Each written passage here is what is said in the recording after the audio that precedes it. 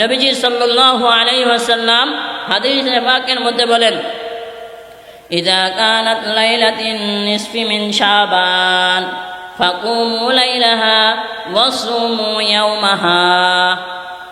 যখন তোমাদের সামনে পবিত্র শবে বরাত আসে, যখন তোমাদের সামনে লাইলাতুন নিসফি মিন শাবান আসে, তখন তোমরা ফাকুমু লাইলাহা, তখন তোমরা রাতে ইবাদত করো, ওয়াসুমু ইয়াওমাহা, তার পরের দিন রোজা রাখো। সুবহানাল্লাহ বলেন। তাহলে শবে বরাতের রোজা কয়টা? শবে বরাতের রোজা একটা। কিন্তু আমরা জানি শবে বরাতের রোজা তিনটা। না, শবে বরাতের রোজা হচ্ছে একটা। নবীজি সাল্লাল্লাহু আলাইহি ওয়াসাল্লাম আইয়ামে বীজের রোজা রাখতেন। কিসের রোজা? প্রত্যেক মাসের 13, 14, 15 তারিখের রোজা রাখতেন।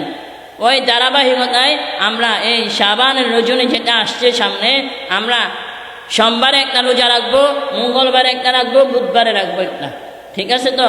সোমবারে একটা রোজা রাখবো, মঙ্গলবারে রাখবো, তারপর বুধবারে একটা রাখবো। তাহলে কয়টা রোজা হলো? 3টা রোজা।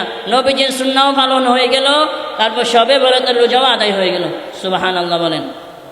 এই রাতের ফজিলত আছে না নাই? অবশ্যই এই রাতের ফজিলত আছে। যারা বলে এই শবে বরাতের রজনীর ফজিলত নাই, তারা হচ্ছে মূর্খ, তারা হচ্ছে গণ্ড মূর্খ। ঠিক কিনা?